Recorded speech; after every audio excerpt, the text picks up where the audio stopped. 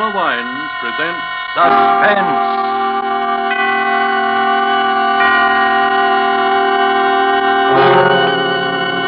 Roma Wines, made in California for enjoyment throughout the world. Salud. Your health, senor. Roma Wines toast the world.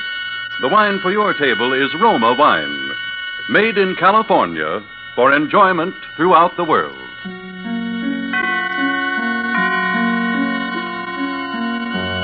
This is the man in black, here for the Roma Wine Company of Fresno, California, to introduce this weekly half hour of Suspense.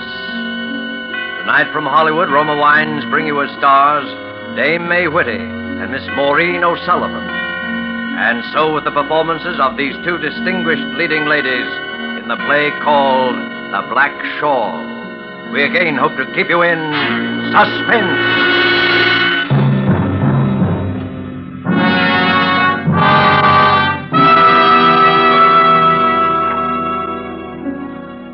Listen to me, please.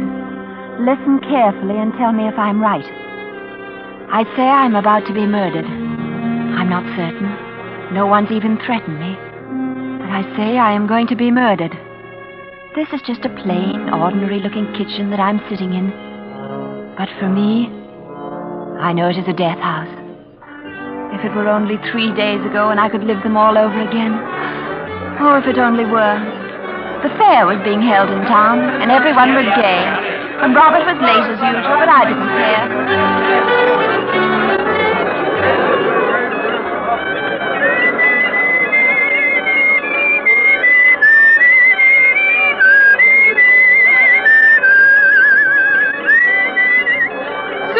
Not waiting for Rob again, are you? Have you ever seen me when I haven't been? And him a lawyer for the watch factory. Somebody ought to teach him how to tell time.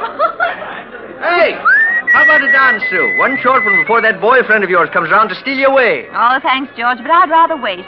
If he's not quick about it, he'll find nothing left to steal except the bench. All right, but let me know if you're interested in a change of habit.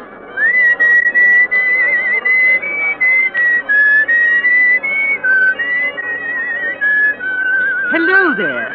Oh, hello. I've been watching you sitting there, and I wondered whom you were waiting for. Oh, just a friend. I see. I don't wish to seem inquisitive. Please don't misunderstand. It's only that your face struck me as being unusually bright and alive, as well as being uncommonly pretty. Oh, thank you. Now, you see, I have an eye for faces. My son was a sculptor. He worked almost entirely with heads, and my job was choosing them. It's all very foolish, I'll admit. More so since he departed some time ago. Oh, I am sorry. Thank you. That's precisely why I was watching you. Of course, I know nothing about you any more than you do of me. But, by the way, what's your name? Susan Appleby. Mine is Elizabeth Masters. How do you do? I live just the other side of town. Oh. Let me come to the point, Susan. I admire your looks and I like the way you act and speak. I'm not a young woman, and I'm lonely. I have been ever since I lost my son. I need a companion, someone who can stay with me and help me, too. And you resemble closely my very first companion, my best remembered one. Oh, but I'll pay you well, £30 a month. Your chief occupation will be to brew me some tea and talk to me. Are you interested? Well, I have been seeking that sort of a position, but Splendid. You need look no longer. But you know nothing about me. I know that I like you, and that I want you to accept my offer. I'll return here at the same time tomorrow evening. If you do want the position, please be here. And believe me, I hope you are here. Good night, Susan. Good night. See you tomorrow at 8. All right. I'll be here.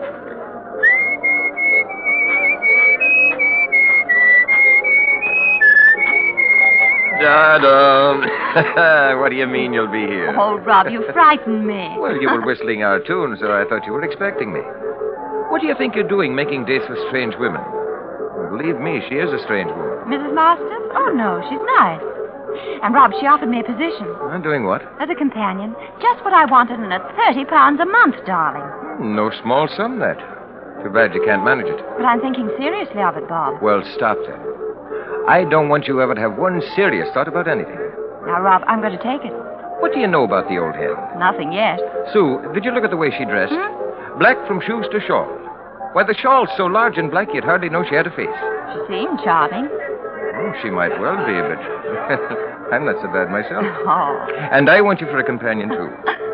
Let's push the wedding date ahead, darling. Make it any time you will. Oh, now, we've gone through this so many times, and you know it can't be done. But with the way you're coming along, and with £30 a month additional, why, Rob, in no time at all, we'll have all we need. You're an awfully stubborn fellow, darling. Oh, you know I'm right. How many evenings off will she allow you? We didn't get that far. Oh, where's the place at, then? That's strange. She left so quickly, I never had a chance to ask. Call it off, Sue. Well, why, Rob? Well, I don't like it. You know nothing about her, not even where she lives. Well, I told her I hardly spoke to her. Tomorrow I'll know everything. All right, my darling, you win. Oh. But let me hear from you as soon as you set there. Well, of course I will. Why, everything's going to be fine. Ah, I'm silly. Sure it will. Hello, darling. Hello, Rob. Everything will be fine for us.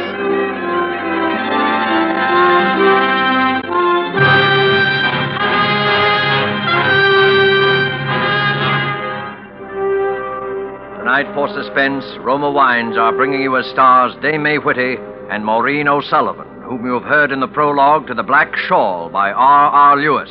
Tonight's study in Suspense.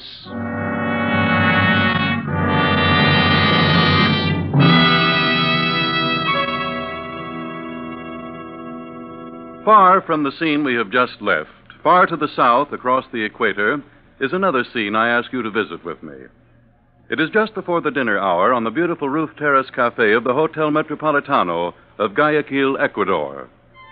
We are finishing our appetizers, an excellent sherry.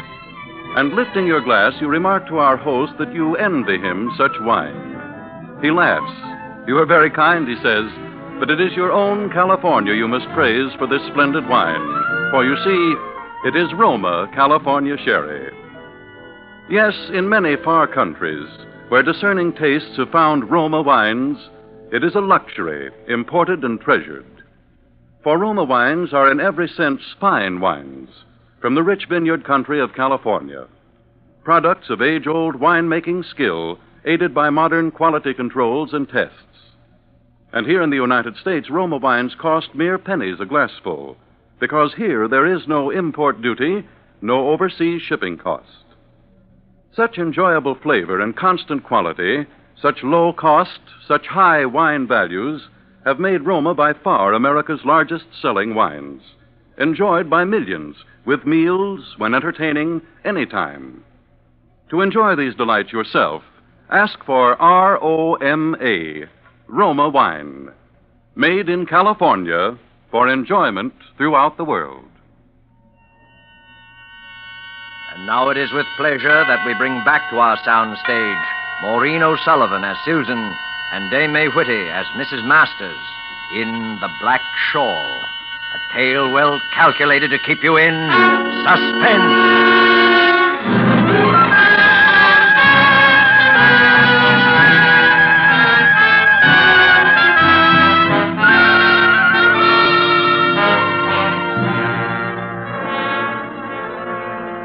So, I was there waiting as Mrs. Masters had instructed me the following night.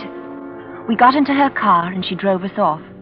It only seemed a mile or two from town, but we twisted and turned so many times that in the dark I became completely confused as to my whereabouts. Then finally, we stopped.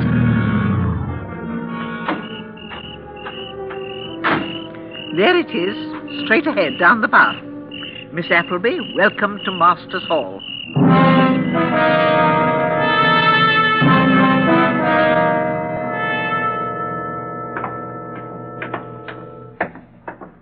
I'm in the parlor, Miss Appleby. Won't you join me in a cup of tea? Oh, thank you, Mrs. Masters. I'd be very grateful if I might. I love my room. Good. Sit down over there opposite me, won't you? I certainly will. The fire's as inviting as the tea. I've always had one burning whenever I'm home. I get cold so easily. Oh. That's why I always wear this shawl around me. Sugar? Thank you. No lemon or milk, thanks. Now, Susan, tell me about yourself. Everything. All you've done. All you see in the future for you. Oh, there's very little to tell. I've always lived here in town. I expect I always shall remain here. After you're married, you mean? I presume you've such intentions. I expect so. It is the only thing that matters, isn't it? Having someone to care for. Yes. I know. Before my son left me, I desired nothing. The scope of his talent was the world we lived in, and beautiful it was. I suppose love is like talent in that respect. It, too, creates a smaller world within the large one we inhabit, and makes you want it never to disappear. Did his talents receive recognition? To a limited degree. Everyone saw in his work the promise of a truly great sculptor. The promise never bore fruit, because he hadn't enough time. Winter came far too early in his life. How old was he? I lost him before he was 21. Oh, Mrs. Masters. That's terrible. So great a waste. That's it. You realize it, too. The waste. To lose a useless thing, that can be forgiven. Or if the loss can't be helped, there's nothing we can say, but to cast away genius, to kill it before it's reached its full expression, that no one can forgive. No one can forget. Oh, now, please, Mrs. Masters. We have no control over such matters. They're God's will. Of course. Thank you, dear. You're very sweet. I wish you more success in the world of your love. I'm sure you'll have more. Oh, that's kind of you. Another good man ruined. I should be insulted. Ruined by a woman. Oh. That's it. Smile, laugh. Life can be so short. Remember, my boy, enjoy life while you may.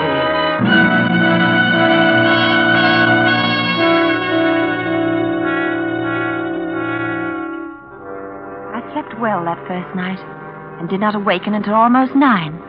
When I realized how late it was, I dressed quickly and ran downstairs. Mrs. Masters had left a note on the kitchen table telling me she'd gone shopping, that I was to take my breakfast and then wait for her. I looked around to see if I might do something, but everything was in perfect order. I looked for a phone, thinking I'd call Rob, but I could find none in the kitchen or the center hall. Finally, I thought I'd take a look at the outside, get a bit of fresh air. I went to the front door and tried it. It was locked. I turned the bolt and pulled. The door was still locked. I couldn't understand. Then suddenly I realized the door was locked from the outside. I ran to the kitchen, not afraid, but surprised. Then something struck me that I hadn't noticed before. All the kitchen windows were barred. I made a quick dash for the kitchen door. Why, Susan. Good morning. Did you have a good night's rest? Oh, yes, I did, thank you. Fine. But you're trembling. Is there a chill in the house? You really should stay away from the doors. Oh, I know, but I wanted a breath of air. The front door was locked. Was it? Yes. Oh, I must have done it automatically. You see, I've lived alone for so long, and it's natural for a person who lives alone to lock all doors behind them when they go out. Why are the windows barred? Oh, that goes back to the time my son did his work here. We had so much of it lying carelessly about all over the house. So much of value. Anyone might easily have climbed through the windows. Oh, of course. Oh, it's silly of me. For a moment, though, I felt so much like a prisoner behind those bars. An unusual experience for you, I take it. A very unusual one. Now you're smiling again. That's fine. My boy always liked to see a smile on a woman's face. Without one, he always said they reminded him of death. Yes. Death.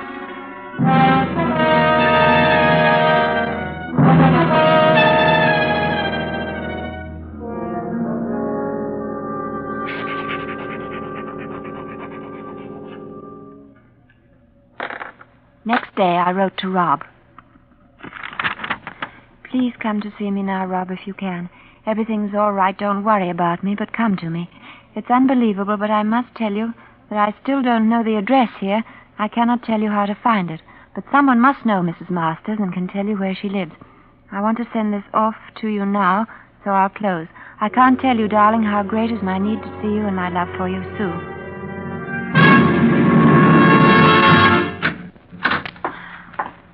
Mrs. Masters? Why, yes, Susan, what is it? Where can I post a letter? Let me have whatever you want sent, and I'll drop it in the box when I go shopping tomorrow. Oh, I don't want to bother you. I'll take it down myself. No bother at all. There's nowhere else to post a letter, and I pass the box every day. Oh, but I'd much It's rather... settled. Let me have it. It'll be sent early tomorrow. Of course. Here you are. Thank you. And, Susan, I dropped my shawl. Would you mind? Oh, not at all. Exquisite, isn't it? Will you join me in a cup of tea?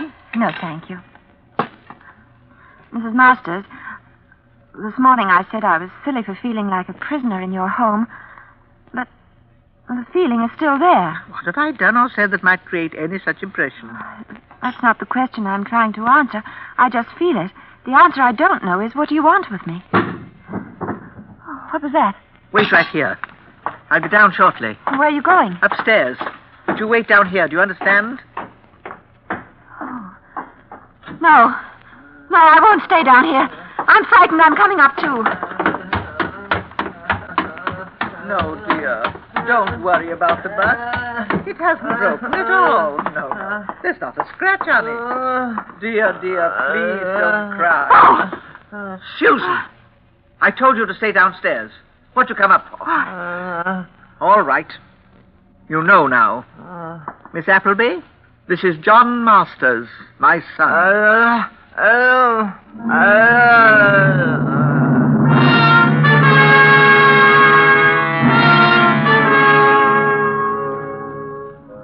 That night at dinner, there were three of us. I couldn't bear to look at him. The twisted face, the dull, glazed eyes, whimpering, grunting, unable even to speak a single intelligible word. And when I saw the two together, she with the horrible black shawl draped around her, I knew for certain that in her own way she was as mad as her son. And I knew more surely than ever how great was my own danger. Late that night, I packed my bag silently and swiftly. Then I waited. It was well past midnight before I dared open my door and look out. The house was completely dark, upstairs and down. I felt my way along and started down the stairs. I reached the bottom and went right to the front door first. Susan. Susan, where are you going? You couldn't possibly know your way about once outside the house. You'd surely have lost your way. Wouldn't she, John? Stop it! Stop it! All right. John, leave us now. John, dear, did you hear me?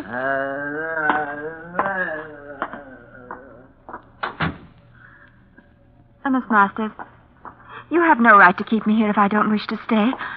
Well, when I accepted this position, I was of the opinion that you lived alone. Conditions have changed, and now I wish to leave. Please, Susan, believe me, I don't blame you a bit. But think of me. Just for a single moment. Why do you think I asked you here?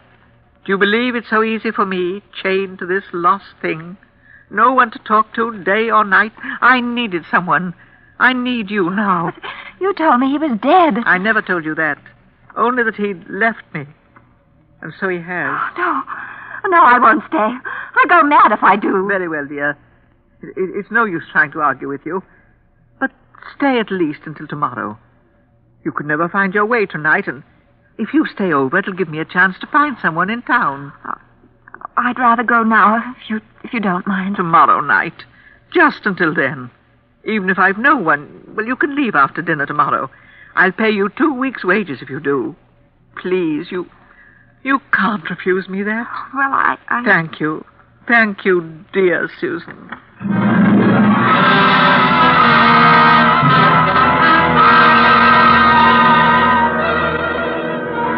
I shouldn't have stayed. I knew that from the moment I agreed. I slept badly, waking from time to time, certain that I heard odd noises from the next room. Low chuckles, whispered, voiceless mutterings. But the night passed finally, and today was uneventful. When Mrs. Masters returned from shopping in the village, she informed me that my successor would arrive tomorrow morning, and I was therefore free to leave immediately after dinner. She spent the rest of today preparing the evening meal. It was as though it were a special holiday, so great were the pains she took. The dinner turned out to be wonderful, and Mrs. Masters was extremely gracious.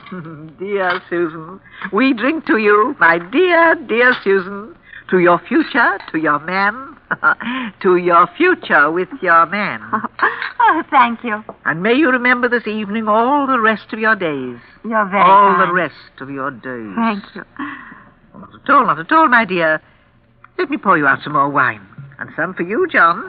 I'm really sorry that I must hurt you by leaving you this way. You? Hurt me? Why, my dear, if anyone has been hurt, surely it's you.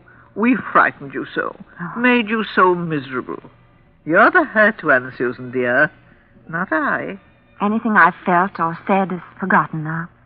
Always when I think of you, I shall remember this evening. I'm certain of it. And so you may remember better, my dear. Let me imprint the occasion still more clearly upon your mind. Do you know what happening it is we celebrate? I expected it was my leaving. So it is. But did it seem likely that you alone would cause so much excitement in our home? Well, I... Miss Appleby, this is the 3rd anniversary of the most important event in the history of Masters Hall. We honor you by asking you to partake of our joy. And I thank you for it. No need of that. You need only listen and be silent. 3 years ago, my son was a genius. Today, he is my son. 3 years ago, the world's door stood wide before us. Today, all the shoulders on earth couldn't break it down. It was shut upon us 3 years ago tonight. She slammed it as she left. My son loved her dearly. My first sweet companion. I warned him. I told him that no woman would put up with his temperament. He wouldn't listen. He loved her madly. Madly. The perfect word for it. And for that, she slammed the door on him. Slammed it in his face, his heart, his head. That night he lost the power of his mind. Ever since, we waited in vain for its return. But we've honored the occasion. Don't think we've forgotten, eh, John? 2 years ago this evening, on the 1st anniversary, Sally Thwaite left us. We told her the story. She was overwhelmed. She couldn't bear to stay and left quite suddenly. Last year, Catherine it was, Kitty, can't recall her last name at the moment. She wanted to leave us too. How could we refuse? And now, tonight, Susan Appleby. Tonight, Susan, you are leaving us. Where are you going, Susan? To the kitchen. Excuse me, please.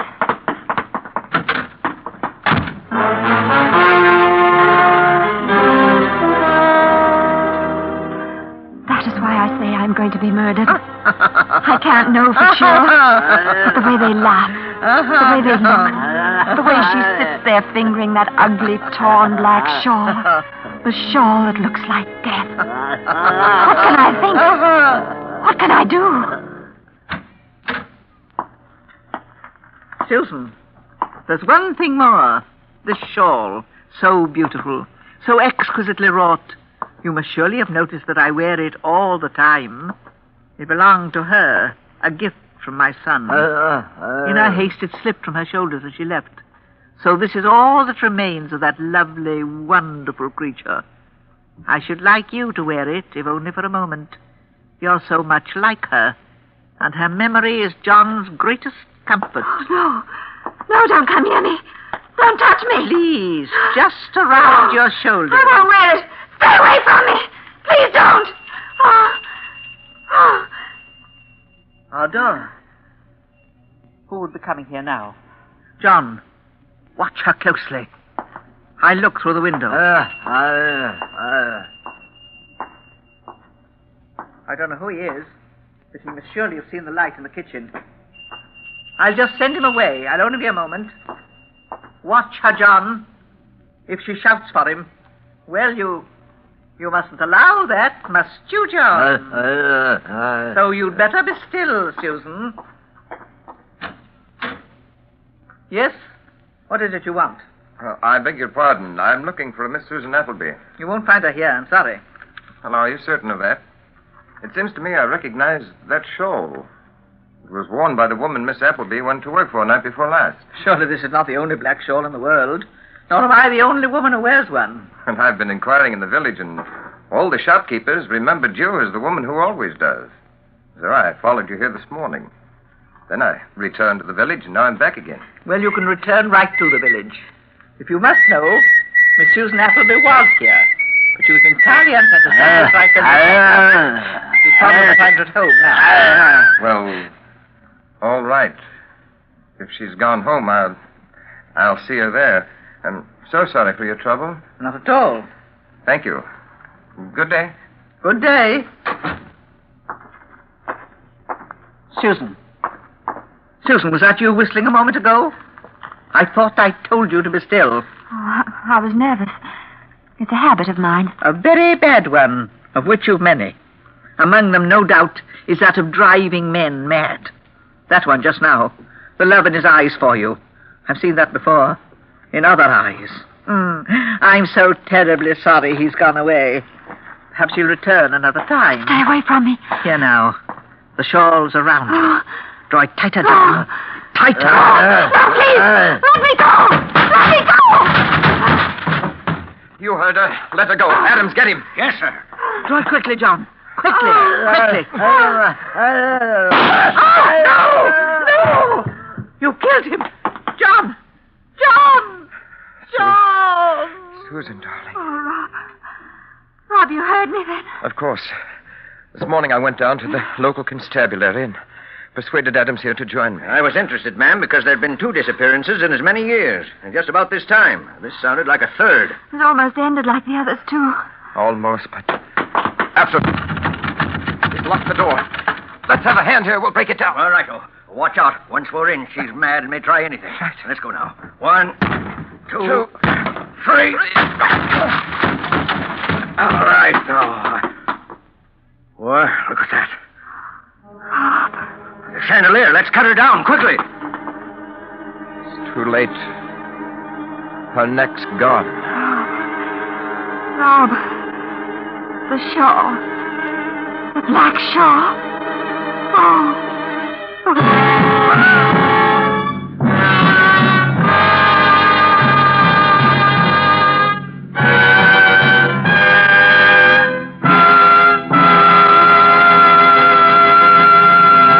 And so closes The Black Shawl, starring Dame May Whitty and Maureen O'Sullivan. Tonight's tale of suspense.